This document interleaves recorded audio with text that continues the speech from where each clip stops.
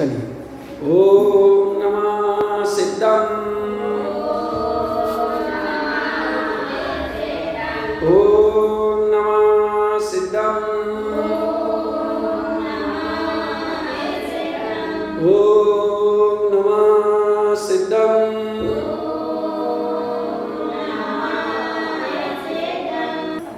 वंदे श्री गुरुतारणम, वंदे श्री गुरुतारणम, वंदे श्री गुरुतारणम।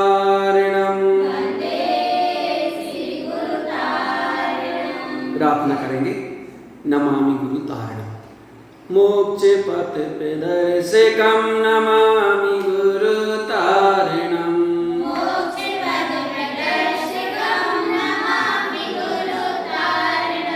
नमामि गुरुतारणम, नमामि गुरुतारणम।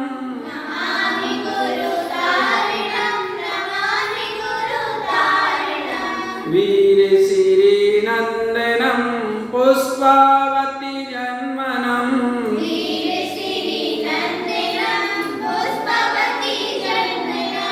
गणासाय प्रमुदितं नमामि गुरुतारणम,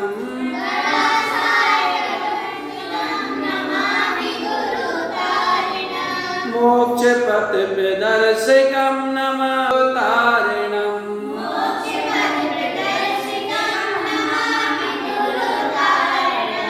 दीक्षा तप साधनम सेमर केडीवनम,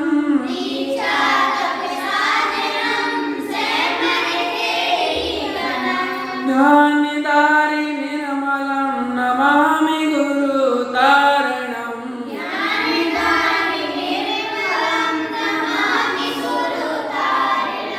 मोक्ष पथ प्रदर्शकं नमामि गुरुतारणम,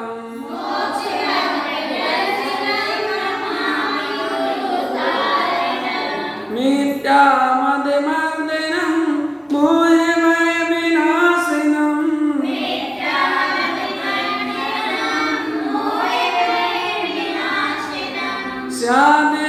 स्याद्वादभूषितं नमामि गुरुतारणम,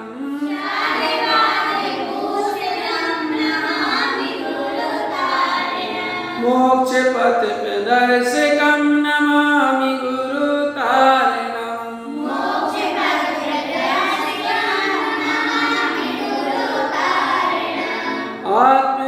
आत्मज्ञानदायकं मोक्षमार्गनायकं,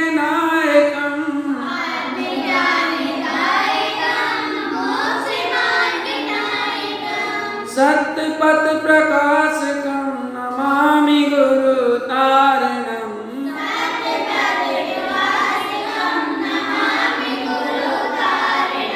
मोक्ष पथ प्रदर्शकं नमामि गुरुतारणम,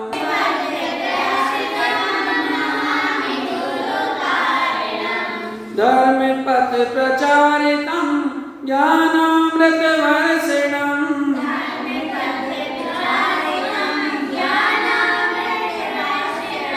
सुखानि सैशुवं नमामि गुरुतारणम,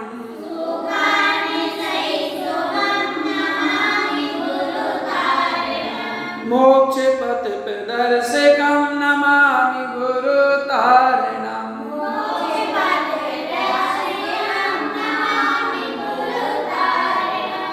ज्ञानभावस्थितं समाधिवेतवातटं,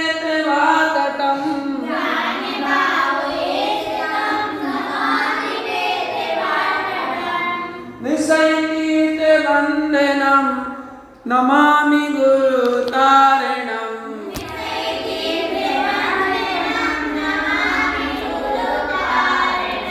मोक्ष पथ प्रदर्शकं नमामि गुरुतारणम,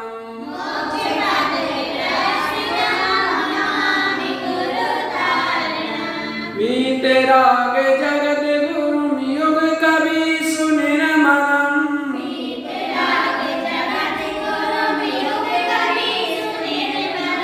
ब्रह्मानंद मोक्षदं नमामि गुरु तारिणम्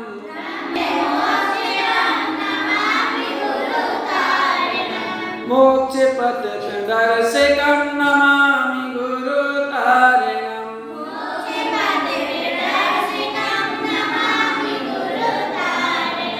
नमामि गुरु तारिणम् नमामि गुरु तारिणम्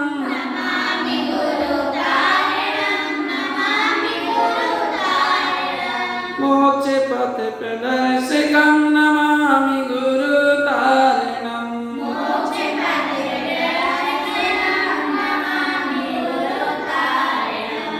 बोलिए श्री गुरु महाराज की। चलिए तो आज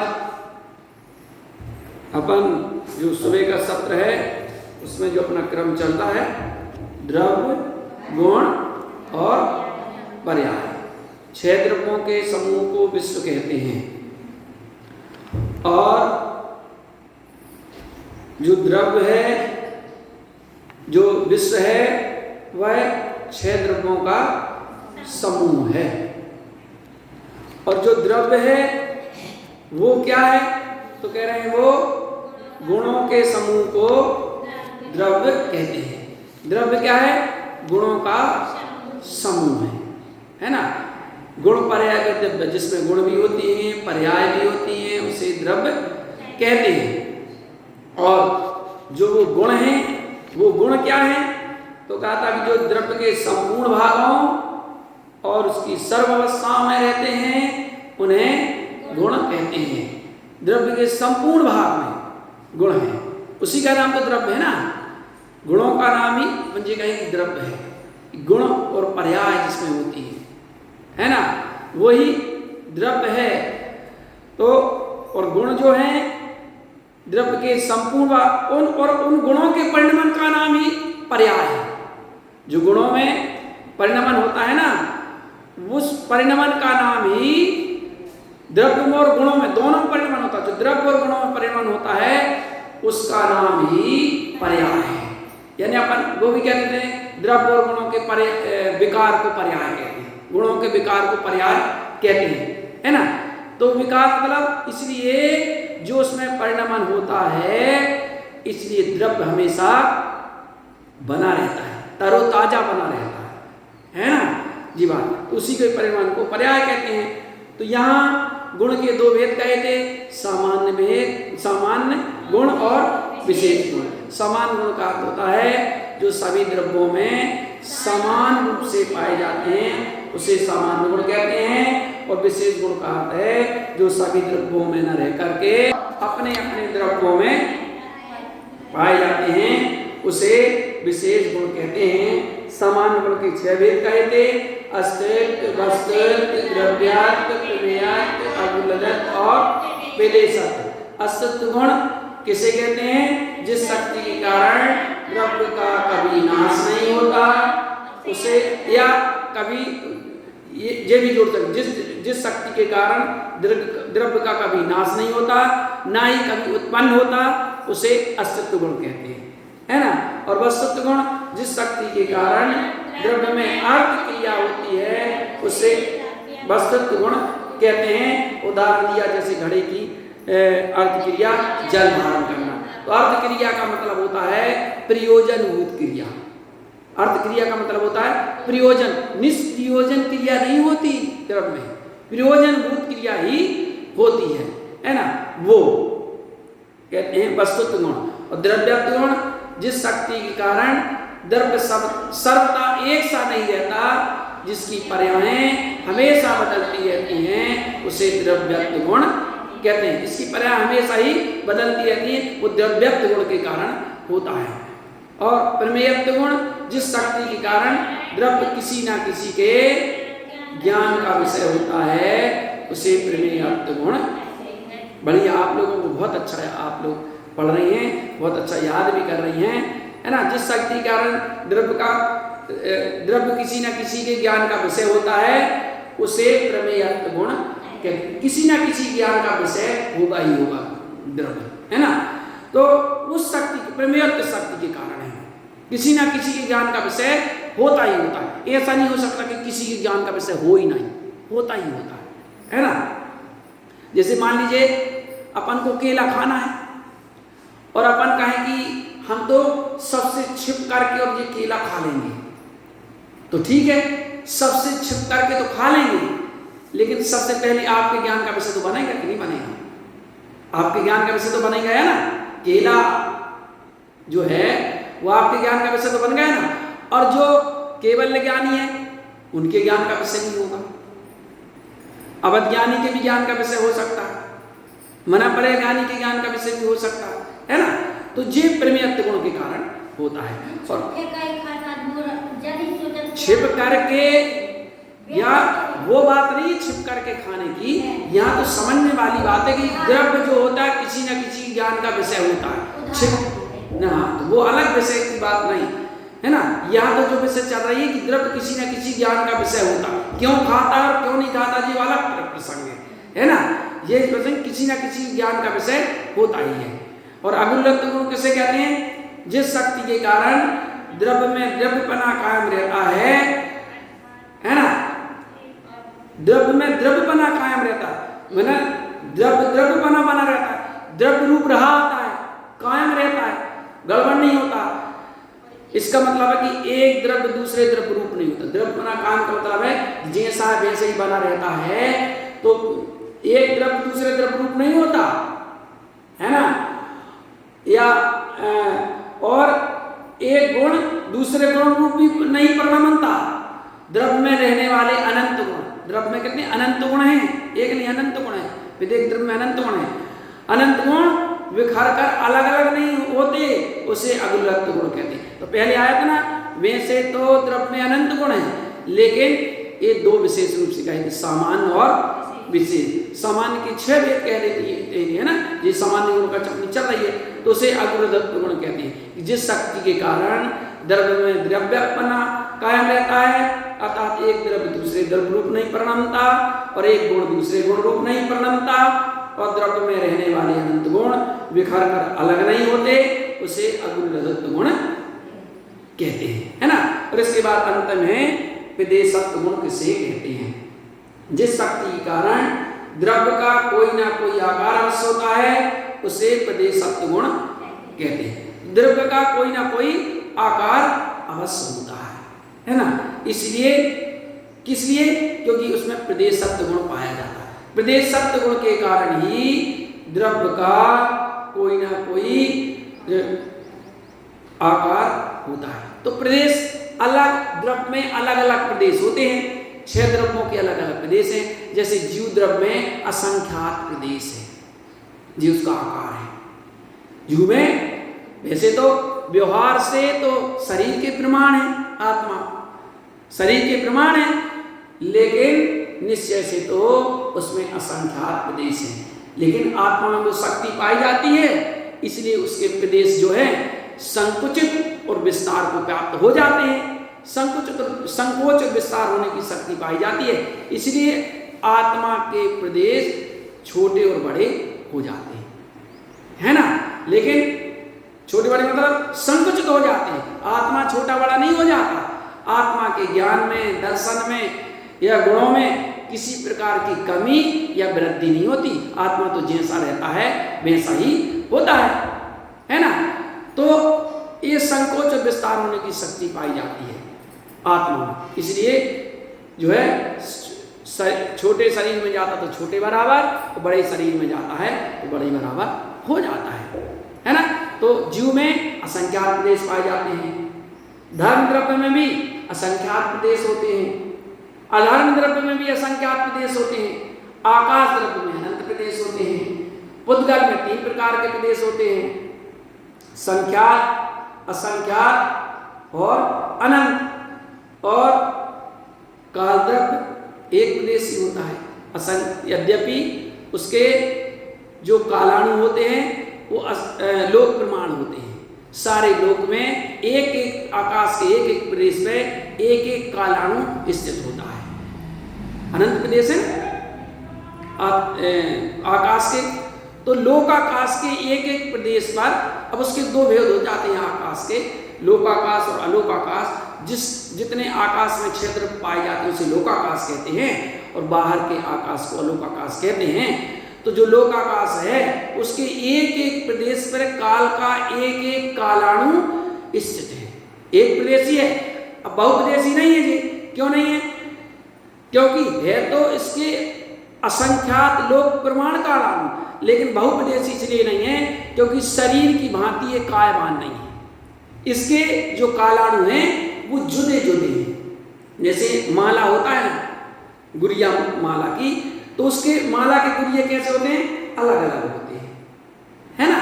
तो ऐसे ही जो काल द्रव्य के कालाणु हैं वो अलग हैं, एक एक प्रदेश पर जो है स्थित हैं। किसके? आकाश के एक एक प्रदेश पर स्थित हैं, है ना। और प्रत्येक द्रव्य में परिणमन में सहायी होते हैं, है ना। तो उसे जे काल द्रव्य का समझो आकार है, मतलब जे प्रदेश सत्व गुण है सबका, है ना। जे मतलब कोई ना कोई आकार प्रदेश सत्व गुण के कारण होता है। अब द्रव्यों के 6 भेद तो अपन ने जानते ही है ना। जे आरू भैया तुम्हें द्रव्य के नाम मालूम है? तुम कम आते हो, बीच बीच में गैप मार देते हो, इसलिए तुम याद नहीं होता, है ना। अभी देखो आर्या से पूछेंगे तो बता देगी, है ना। बताओ अच्छा, तुम्हारी बहन है। और देखो जी बात है ना, बैठ जाओ। अब देखो आराम से पूछेंगे जीव द्रव्य किसे कहते हैं तो वो बता देगा। बताओ। जिसमें जानने देखने की शक्ति होती है उसे जीव द्रव्य। हाँ, जिसमें जानने और देखने की शक्ति पाई जाती है उसे जीव द्रव्य कहते हैं, है ना। जित निश्चय से कल और एक परिभाषा बताई थी, है ना, है ना। कल और परिभाषा बताई थी कि ये तो निश्चय से है, व्यवहार से तो जिसके 4 प्राण होते हैं वो जीव द्रव्य है। 4 प्राण ना, कौन कौन से बता रहे? 4 प्राण, इंद्रिय, बल, आयु और श्वासोच्छ्वास, है ना। तो व्यवहार से इंद्रिय, बल, आयु और श्वासोच्छ्वास, तो जिसके ये प्राण होते हैं उसे जीव कहते हैं। और निश्चय से जिसके चेतना प्राण होता है वह जीव है। तो चेतना प्राण का मतलब यही होता है ज्ञान और दर्शन। ज्ञान दर्शन चेतना है, कहते हैं ज्ञान और दर्शन जिसमें होता है निश्चय से वो जीव है, और व्यवहार से जिसके 4 प्राण होते हैं वो जीव होता है ना। अब 4 प्राण मतलब विस्तार से अगर कहेंगे तो 10 प्राण, 5 इंद्रियां होती हैं, 3 बल होता है और आयु और श्वासोच्छ्वास होते हैं।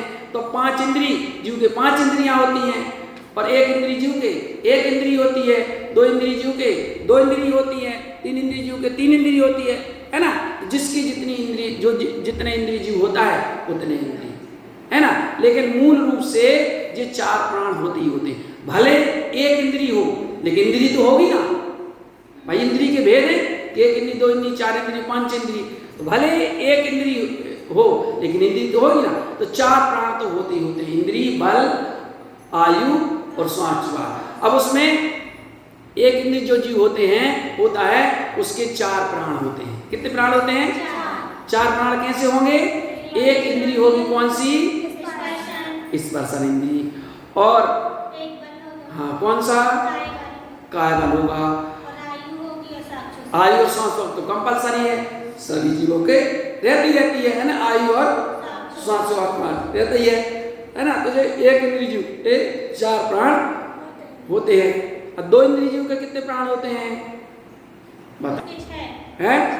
हाँ, 2 इंद्रिय जीव के 6 प्राण कैसे होंगे बताइए? उसकी 2 इंद्रिय होंगी, स्पर्शन और रसना, हाँ, बल हो जाएंगे, काय बल और वचन बल, हाँ, और आयु और श्वासोच्छ्वास। आयु और श्वासोच्छ्वास, तो 6 प्राण हो जाते हैं। क्योंकि अब 2 बढ़ जाएंगे, यहाँ पर 2 इसलिए बढ़ जाएंगे क्योंकि बल भी बढ़ गया ना, वचन बल बढ़ गया। अभी तो काय बल था, वचन बल भी बढ़ गया और 1 इंद्रिय भी बढ़ गई, है ना। तो 6 प्राण होते हैं 2 इंद्रिय। 3 इंद्रिय के कितने प्राण होंगे? 7। अब 1 क्यों बढ़ा? इंद्रिय बस बढ़ी लेकिन बल नहीं बढ़ा, है ना। और 3 इंद्रिय के कितने होंगे? 3 इंद्रिय को कह दिए। 4 इंद्रिय के कितने होंगे? 8 होंगे। क्यों होंगे 8? क्योंकि अब 1 ही प्राण बढ़ेगा, बल नहीं बढ़ा, है ना। और पंचेंद्रिय सैनी के कितने होंगे?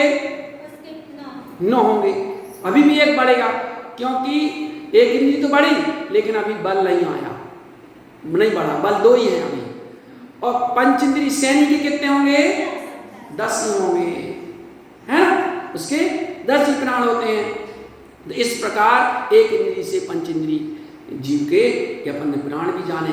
तो जो जीव होता है, अभी कल बताई थी कि जीव विशेष होता है। जीव में जो है जिसके व्यवहार से जिसके 4 प्राण होते हैं उसे जीव कहते हैं। निश्चय से जिसकी चेतना प्राण होता है वह जीव होता है। और जो धर्म द्रव्य होता है जिसमें स्पर्श रस गंध और वर्ण पाया जाता है उसे धर्म द्रव्य कहते हैं, वो पुद्गल द्रव्य कहते हैं। और जो ये पूरन गलन स्वभाव वाला भी है पुद्गल, है ना, मूर्तिक भी है पुद्गल।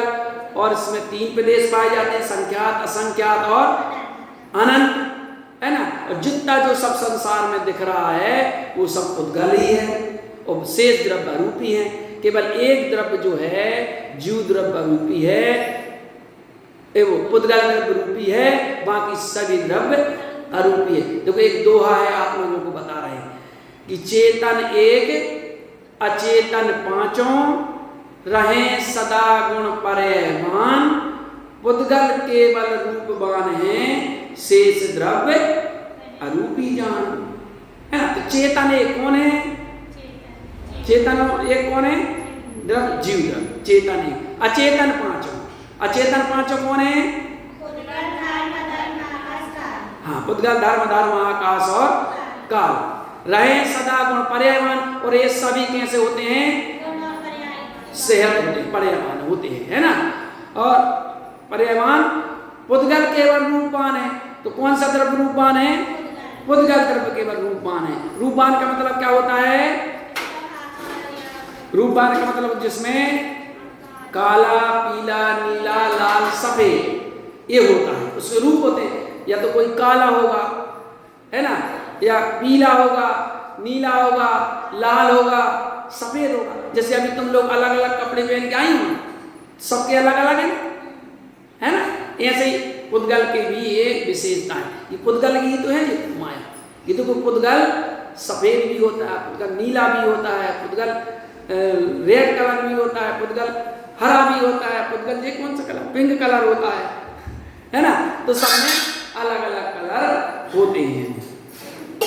जे पुद्गल के, भैया तुम बैठ जा, बैठ पढ़ो, तो छोड़ो ना।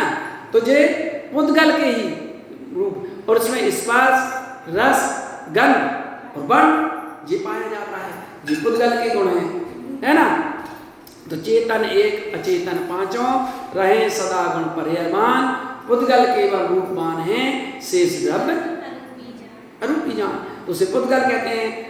धर्म द्रव्य जो चलते हुए जीव पुद्गल को चलने में सहाय होता है उसे धर्म द्रव्य कहते हैं। या अपन इसको ऐसा भी कहते हैं गति हेतु जिसमें गुण होता है उसे धर्म द्रव्य कहते हैं। अधर्म द्रव्य जो ठहरते हुए जीव पुद्गल को जो ठहरने में सहाय होता है उसे अधर्म द्रव्य कहते हैं, है ना। या स्थिति हेतु भी कह सकते हैं। इनके उदाहरण भी दिए गए हैं। जैसे धर्म द्रव्य का उदाहरण दिया गया है कि जैसे मछली को जल सहाय होता है, वैसे धर्म द्रव्य चलते हुए जीव पुद्गल को उदासीन रूप से सहाय होता है। अधर्म द्रव्य के लिए उदाहरण दिया गया है जैसे पथिक को छाया, जैसे वृक्ष की छाया होती है तो गर्मी में कोई पथिक छाया लेना चाहे तो ले सकता है, लेकिन वो वृक्ष जो होता है जबरदस्ती किसी को नहीं रोकता। अधर्म द्रव्य का उदाहरण दिया है। और आकाश द्रव्य जो सभी द्रव्यों को स्थान देता है उसे आकाश द्रव्य कहते हैं, है ना। और इस आकाश के 2 भेद हैं, लोकाकाश और अलोकाकाश। और जितने आकाश में 6 द्रव्य पाए जाते हैं उसे लोकाकाश कहते हैं। इसके बाहर के आकाश को अलोकाकाश कहते हैं। और इसके बाद कौन सा द्रव्य है? हाँ, तो जीव पुद्गल धर्म अधर्म आकाश और काल। काल द्रव्य जो सभी द्रव्यों के परिणमन में सहाय होता है उसे काल द्रव्य कहते हैं, है ना। इस प्रकार ये 6 द्रव्य हैं। और जो है तो अभी अपन ने ये सामान्य गुणों की बात की और विशेष गुण की बात करें तो सभी द्रव्यों में जो सभी द्रव्यों में न पाए जा करके अपने अपने द्रव्यों में होते हैं, उसे विशेष गुण कहते हैं। जैसे जीव द्रव्य का विशेष गुण है ज्ञान, दर्शन और चेतना। ज्ञान, दर्शन, चेतना, ज्ञान, दर्शन, सुख भी ये, और अमूर्तत्व, क्रियावर्ती शक्ति आदि ऐसे गुण, ये विशेष गुण जीव में है। उद्गल में स्पर्श, रस, गंध, वर्ण, क्रियावर्ती शक्ति है। उद्गल मूर्तिक भी है। ये सब उसका विशेष गुण होता है। धर्म द्रव्य का गति है तत्व विशेष गुण है, और अमूर्तिक है, ये भी उसका विशेष है। अधर्म द्रव्य का स्थिति है तत्व है विशेष गुण, और अमूर्तिक भी है, ये विशेष गुण है। और आकाश द्रव्य का स्थिति हेतु, अरे हाँ सॉरी, अवगाहनीय मतलब सभी द्रव्यों को स्थान देता है, ये विशेष गुण उसका होता है, ये भी अमूर्तिक होता है। और काल द्रव्य का विशेष परिणमन हेतुत्व, यानी सभी द्रव्यों को परिणमन में सहायक होता है ना, और ये भी अमूर्तिक होता है ना। है ये अमूर्तिक है, तो केवल पुद्गल ही मूर्तिक है, बाकी सब अमूर्तिक हैं। तो ये विशेष गुण है इसके। चलिए, और आपको बताए थे कि पुद्गल के दो भेद कहे थे, है ना, कि परमाणु और स्कंध। तो परमाणु का मतलब होता है जिसका कोई दूसरा विभाग नहीं हो सकता, उसे परमाणु, ऐसे सूक्ष्म पुद्गल को परमाणु कहते हैं, जिसका कोई दूसरा विभाग नहीं हो सकता, उसे परमाणु कहते हैं, है ना। और दो या दो से अधिक, है ना, परमाणुओं के समूह को स्कंद कहते हैं, स्कंद होता है। तो पुद्गल के दो भेद हैं, परमाणु और स्कंद। अब बंध की बात यहाँ है कि दो या दो से अधिक परमाणुओं के बंध को स्कंद कहते हैं।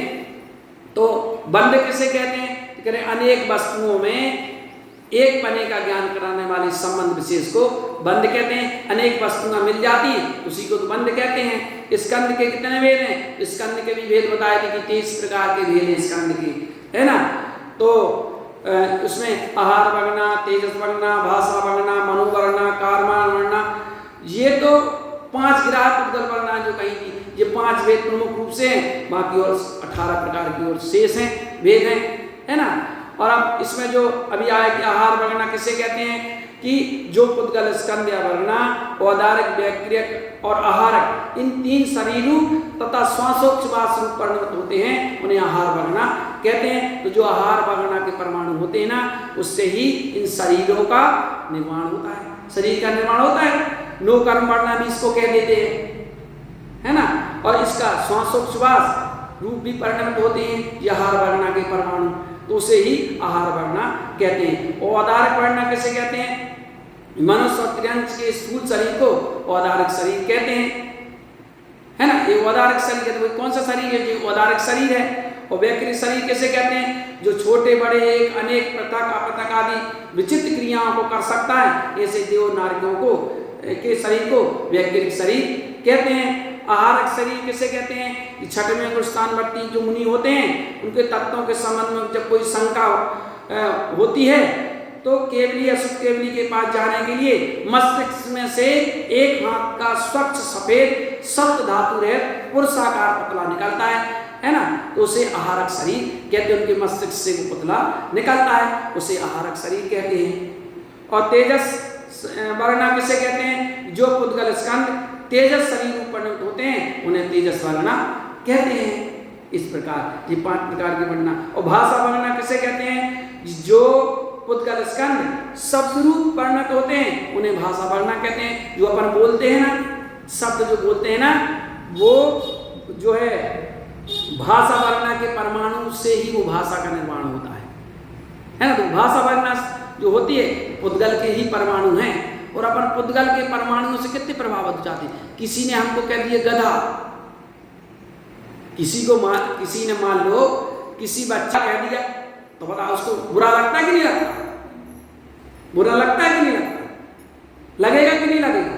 लगता है। तो बताओ, अब गधा तो जो कहा गया है वो तो भाषा वर्णना पुद्गल की परमाणु है, पुद्गल के परमाणु भाषा वर्णना के पुद्गल के परमाणु है। तो उससे आत्मा का क्या संबंध है? आत्मा तो अरूपी है, आत्मा पुद्गल तो है नहीं, तो लगेगा तो पुद्गल को लगे, आत्मा को तो नहीं लग सकता है।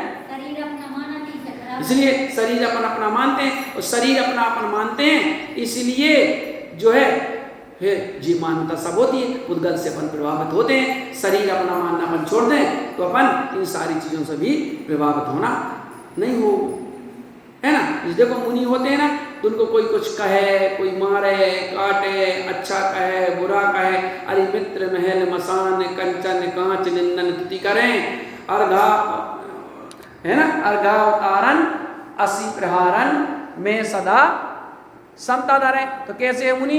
हर परिस्थिति स्थिति में हमेशा ही वो समता रखते हैं, है ना। क्यों? कि उनकी देहात्म बुद्धि चली गई है, उन्होंने जान लिया कि भैया ये तो सब पुद्गल की माया है। हाँ, यानी आत्मा ही मेरा धन है, ये तो सब पुद्गल की माया है। यही विचार अपन को करना है कि भाई कोई अपन को कहे कुछ तो भैया जी मानो पुद्गल की माया है, ये तो सब पुद्गल वर्णा के परमाणु हैं, भाषा वर्णा के परमाणु हैं, इसलिए इससे मेरा क्या संबंध है? इससे तो मेरा कोई संबंध नहीं है भाई। सिद्धांत जानने, इसीलिए तो जानना है सिद्धांत को। और कारमान वर्णा कैसे कहते हैं? जो पुद्गल स्कंद कारमान शरीर परंते हैं उन्हें कारमान वर्णा कहते हैं। तो कारमान रूप वर्णा मतलब जो कर्म कहते ना, आठ द्रव्य कर्म, तो ज्ञानामणि, दर्शनामणि, वेदिनी, मोहिनी, आयु, नाम, गोत्र और अंतराय, है ना, इस रूप परिणत होते हैं, वो कहलाती है कारमान वर्णा। अब एक कारमान शरीर होता है ना, तो कारमान शरीर किसे कहते हैं? ज्ञानामरण आदि अष्टकर्म जो होते हैं ना, उन्हीं के समूह को कारमान शरीर कहते हैं, उसी के समूह को तो कारमान शरीर कहते हैं, है ना। और तेजस और कारमान शरीर किसके होते हैं? तेजस और कारमान शरीर सभी संसारी जीवों को होते हैं। आप जितने भी संसारी जीव, चाहे नारकी हो, चाहे देव हो, चाहे मनुष्य हो, चाहे तिरंच हो, सभी के तेजस और कारमान शरीर होता ही होता है। और मनुष्य के उदारक भी विलास हो जाता है ना, देवों के व्यक्रिय रहता है, और छठवें स्थानवर्ती जो मुनि होते हैं उनकी आहारक होता है ना। ऐसा एक साथ एक जीव के साथ 4 शरीर तक हो सकते हैं, और कम से कम 2 होते ही होते हैं, है ना।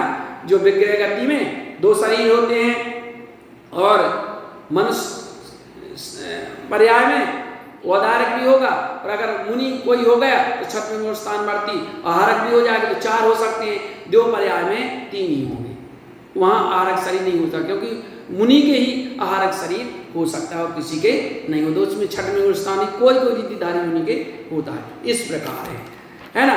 इसके बाद धर्म द्रव्य की बात आई थी, जो तो अपन ने सब समझ लिया, है ना। अब काल द्रव्य की 2 वेद कहे थे, निश्चय काल और व्यवहार काल। इसको भी अपन ने पिछली क्लास में समझ ली। व्यवहार का रात दिन घड़ी घंटा आदि जी व्यवहार काल होता है, और निश्चय काल, काल द्रव्य को निश्चय काल कहते हैं, या जिसमें सूक्ष्म परिणमन जो होता है उसे काल द्रव्य कहते हैं। सूक्ष्म परिणमन आपको बताया भी था कि जैसे कपड़ा है तो प्रति समय जो छीण हो रहा है कपड़ा, है ना, अपन को पता नहीं चल रहा है लेकिन छीण हो रहा है, जे निश्चय काल है। बर्तना नियत बर्तना, जो नियत मतलब प्रति समय बर्त रहा है वो निश्चय काल है। अपन को पता नहीं चल रहा लेकिन प्रति समय बर्त रहा है, नियत बर्तना, निरंतर बर्तन कर रहा है, परिमन कर रहा है, लेकिन अपन को पता भी नहीं चल रहा है ना। जैसे अरहम है ना, तो अरहम प्रति समय बड़ा हो रहा है, या आरू प्रति समय बड़ा हो रहा है, लेकिन अपन को पता नहीं चल रहा है। उसको लग रहा है मैं अभी छोटा हूँ, लेकिन देखो एक समय बड़ा हो जाएगा, और छोटे से बड़ा कब होगा पता भी नहीं चलता, है ना। ऐसे प्रत्येक द्रव्य का परिणाम होता, सूक्ष्म परिणाम चल रहा है निरंतर, छिन्न यौवन छीन होते हैं, क्या समझे प्राणी, है ना। तो प्रति समय एक पुद्गल छीन भी हो रहा है और बन भी रहा, पूरा अनुगलन इसका स्वभाव पूर भी रहा है और गल भी रहा है ना, प्रति समय छीन भी हो रहा है। तो ये निश्चय काल है।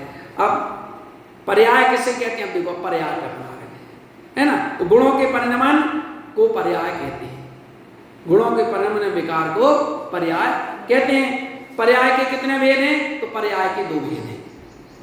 पर्याय के 2 भेद हैं, व्यंजन पर्याय और अर्थ पर्याय। कितने भेद हैं पर्याय के? व्यंजन पर्याय और अर्थ पर्याय, सभी कह सकते हैं द्रव्य पर्याय और गुण पर्याय, है ना। क्या? द्रव्य पर्याय और गुण पर्याय, ये भी कह सकते हैं, उसी का नाम है ना, पर्यायवाची नाम। व्यंजन पर्याय और अर्थ पर्याय, या द्रव्य पर्याय और अर्थ पर्याय। अर्थ पर्याय का मतलब होता है गुण पर्याय और व्यंजन पर्याय का मतलब होता है द्रव्य पर्याय। एक ही चीज है, उसके पर्यायवाची नाम है, चाहे द्रव्य पर्याय कह लो और चाहे अर्थ पर्याय। अब व्यंजन पर्याय किसे कहते हैं देखो, तो व्यंजन पर्याय के लिए प्रदेशत्व गुण के परिणामन विकार या कार को व्यंजन पर्याय कहते हैं। क्या कह रहे हैं? प्रदेशत्व गुण के परिणामन को व्यंजन पर्याय कहते हैं। प्रदेशत्व गुण अभी अपन ने पढ़ा ना, प्रदेशत्व गुण। प्रदेशत्व गुण किसे कहते हैं? जिसके कारण द्रव्य का कोई ना कोई आकार होता है, उसे प्रदेशत्व गुण कहते हैं। तो उसके जो परिणामन है, उसका जो परिणामन है ना, उसको व्यंजन पर्याय कहते हैं, है ना, वो व्यंजन पर्याय है। और अब व्यंजन पर्याय के कितने भेद हैं? तो व्यंजन पर्याय के दो भेद हैं, स्वभाव व्यंजन पर्याय और विभाव व्यंजन पर्याय। अब देखना, अभी अपन इसको ढंग से थोड़ा समझ लेंगे, फिर आगे भी और थोड़ा सा वो आएगा समझने वाली बात, है ना। तो व्यंजन पर्याय के दो भेद हैं, स्वभाव व्यंजन पर्याय और विभाव व्यंजन पर्याय। तो व्यंजन पर्याय के दो भेद हैं, कौन? स्वभाव व्यंजन पर्याय और विभाव व्यंजन पर्याय। पर्याय के कितने भेद हैं बताओ? कौन कौन से? व्यंजन पर्याय और अर्थ पर्याय। व्यंजन पर्याय और पर्याय के कितने भेद हैं? कौन कौन से?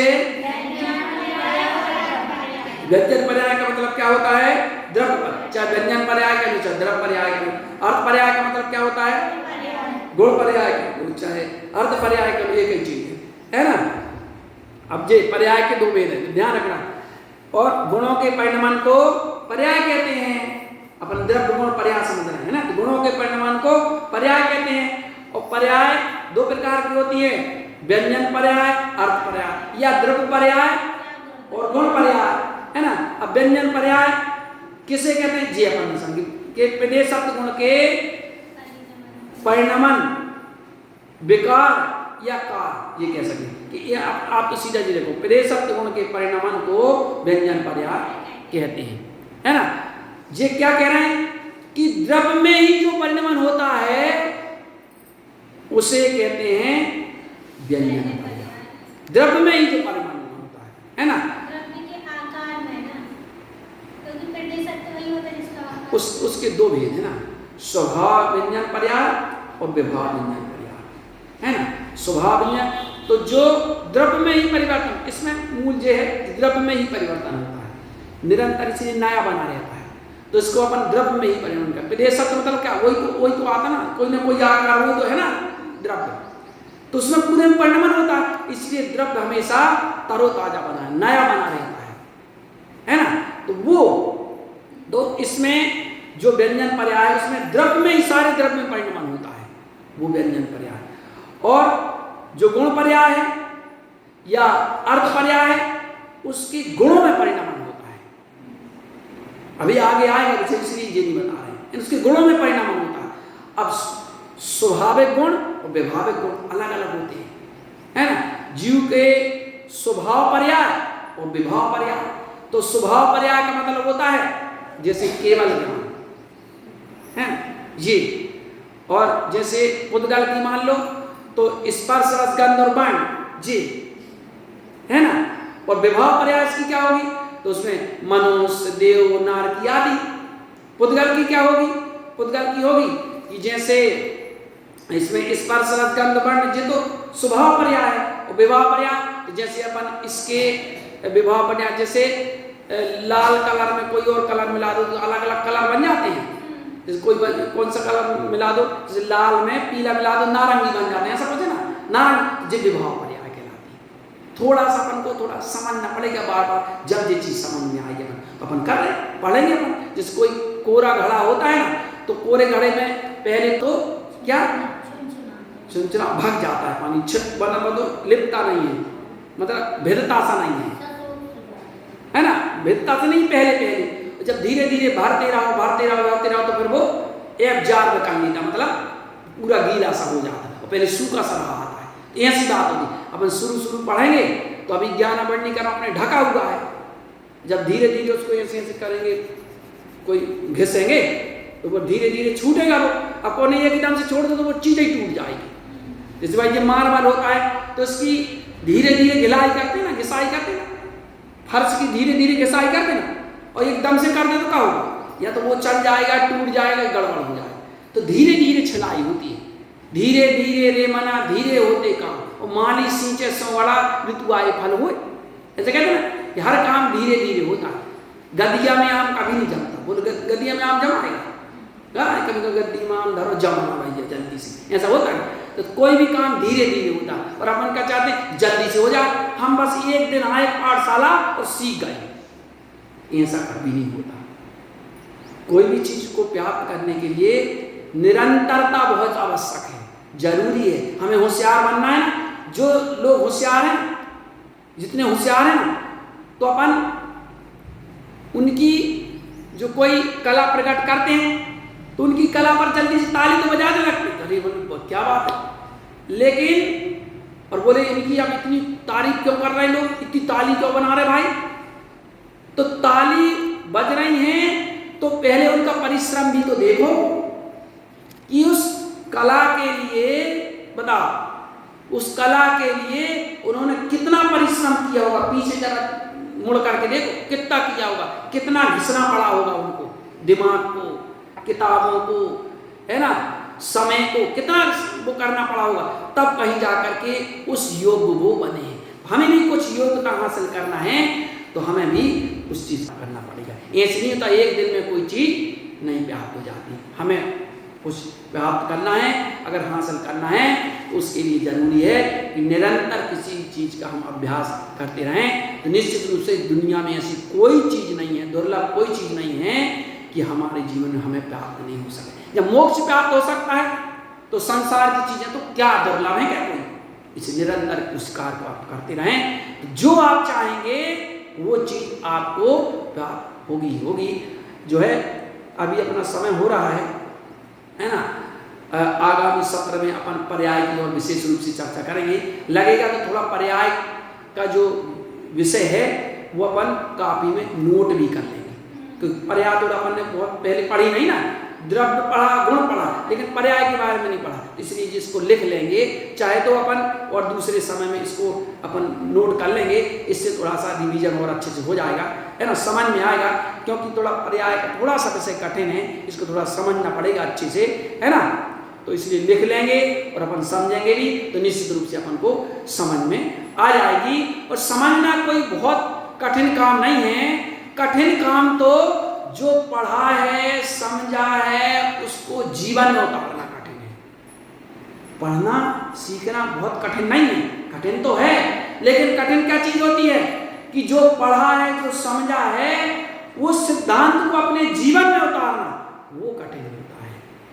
तो पढ़ना भी है, समझना भी है, और अपने जीवन में अपन को उतारना है। ये पढ़ाने का, समझाने का एकमात्र यही उद्देश्य होता है कि भाई देखो अभी पढ़ रहे हैं, अपन समझ रहे हैं, तो शतांश भी अगर अपने जीवन में आ जाएगा तो अपना जीवन, अपना पढ़ना लिखना, ये मेहनत करना अपना सार्थक हो जाएगा। आप सभी लोग बहुत ही मेहनत कर रहे हैं, बड़ी लगन और समय का ध्यान रखते हुए सारा प्रयास आप कर रहे हैं। निश्चित रूप से आप इसी प्रकार प्रयास करते रहें, आपके जीवन में आपको बहुत ही उन्नति, है ना, और जो श्रेष्ठता प्राप्त होगी। आप सभी के लिए ऐसी मंगल भावना के साथ आज का अपन क्लास यहीं पर समाप्त करते हैं। बोलिए श्री गुरु महाराज की।